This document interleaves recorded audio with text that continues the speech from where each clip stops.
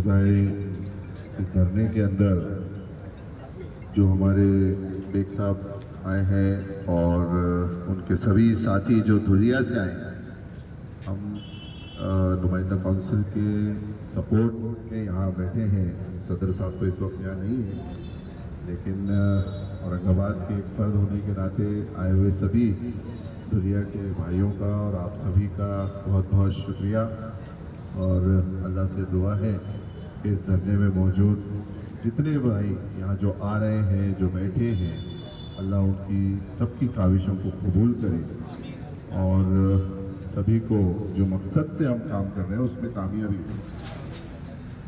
आप लोगों से सबसे भी गुजारिश है, जो भाई लोग आए हैं, कि हम लोग चाहते हैं, मतलब यहाँ जो बात हो रही है सारी, कि इसी तरीके के धरने जो है अपने अपने इलाके में भी शुरू किए जाएँ। इसीलिए कई जिम्मेदार महाराष्ट्र के अंदर भी गए हैं नुमाइंदा काउंसिल के, तो कोशिश करें कि इस किस्म से धरना आप लोग वहाँ भी उसको कायम करें और हर ज़िले के अंदर जिम्मेदार मौजूद हैं उनसे रब्ता करके, ताकि ज़्यादा से ज़्यादा प्रेशर बने गवर्नमेंट के ऊपर और ये जो मलून रामगिरी के जो उसने गुस्ताखी की है उसकी गिरफ्तारी हो, और जो दीगर डिमांड यहाँ रखी गई हैं उस पर भी सरकार जो है वो सीरियसली सोचे। और एक ये जो सारी जो डिमांड्स हैं, ये एक तरीके से हमारी पूरी मुआशरे की और हमारी शिनाख्त की, हमारी वक्फ बोर्ड के तहफ़्फ़ुज़ की सारी उस सिलसिले में ये डिमांड्स रखी गई हैं। तो ये डिमांड्स को थोड़ा सा आप लोग भी उस पर गौर करें और इस किस्म से धरना आयोजित करें, ऐसी गुजारिश करता हूँ आपसे। शुक्रिया, बहुत बहुत शुक्रिया। ये थे हिशाम उस्मानी साहब। अब मैं अलीम बेग साहब से दरख्वास्त करूंगा कि वो अपने कुछ अल्फाज यहाँ पर पेश करें। अस्सलाम वालेकुम रहमतुल्लाहि व बरकातुहू।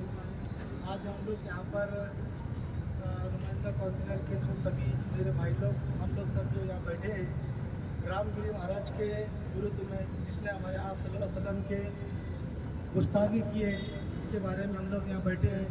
सरकार से हमारी ये मानना है, सरकार से हमारा निवेदन है कि सरकार में उसको जल्दी से जल्दी अरेस्ट किया जाए और उसको कड़क से कड़क कानून किया जाए उसके ऊपर। हमारे पास यहाँ पर हमारे पूरे दुनिया से हमारी टीम आई हुई है। हिशाम उस्मानी साहब, हम लोग सब दुनिया से, मतलब मेरे जितने भी दोस्त लोग आए हुए हैं, इनका ऐसा कहना था कि भाई हम लोगों को वहाँ पर लेके चलो, इसलिए हमने यहाँ पर सब लोगों को लेकर आए और अल्लाह तबारक ताला से दुआएं करेंगे। अल्लाह ऐसा जिसने भी हमारे रसूल के बारे में जो गुस्ताखी की है, अल्लाह इसको कड़क से कड़क सजा दे और इसको नस्त नाबूद कर दे। आमीन। आज इंटरनेट पे एक और बात देखने को मिली। एक खातून ने जो है वो 1.5 फुटिया को बहुत मीन्स तबीयत से उसको सुनाया उसको, और यदि जब वो 4 आने 8 आने 12 आने राने जो है उसकी हाइट ही 1.5 फीट है। अब वो बोलता है मस्जिद में आके मारेंगे।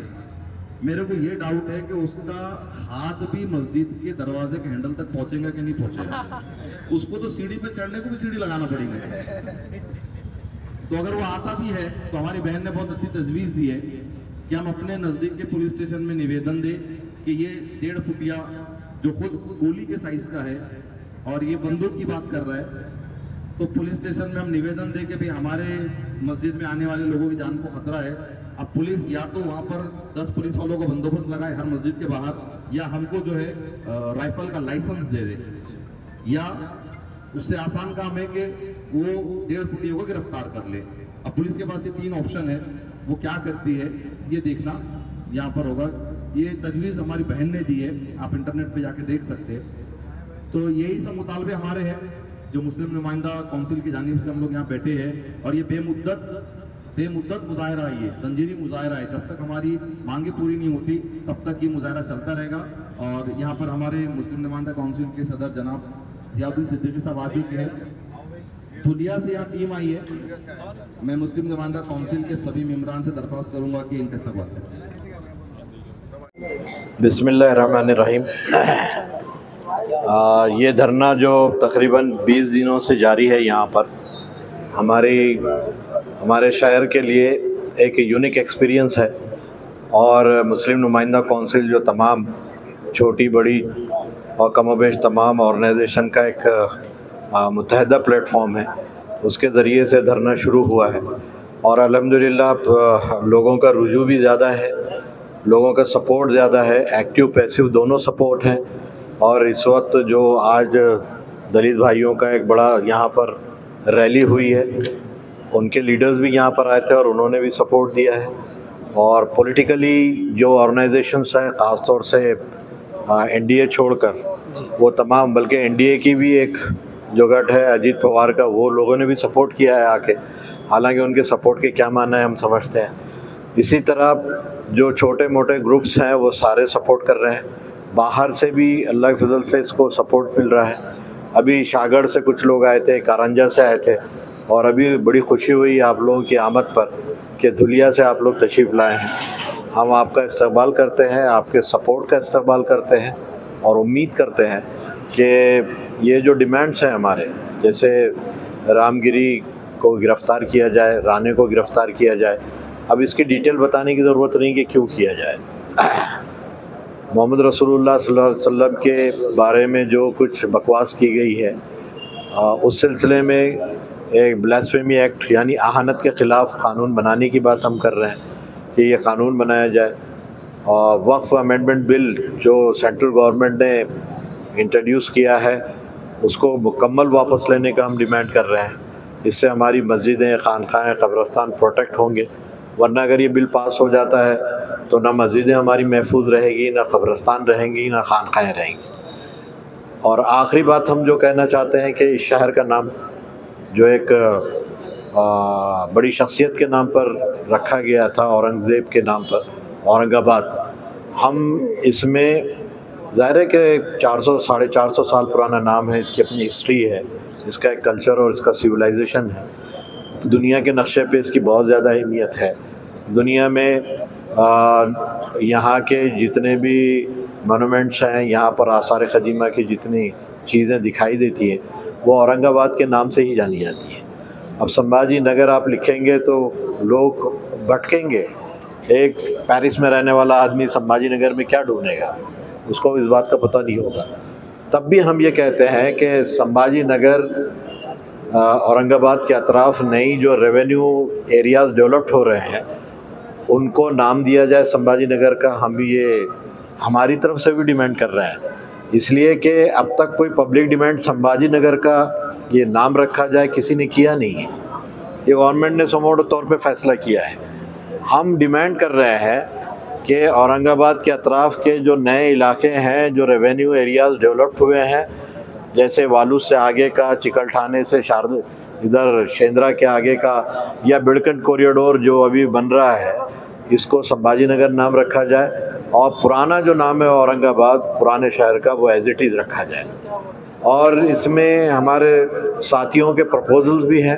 ख़ास तौर से उस्मानी साहब का प्रपोज़ल ये है कि यहाँ पर 2 कॉरपोरेशन बनाई जा सकती है। इतनी आबादी है कि 2 कॉरपोरेशन बनाई जा सकती है।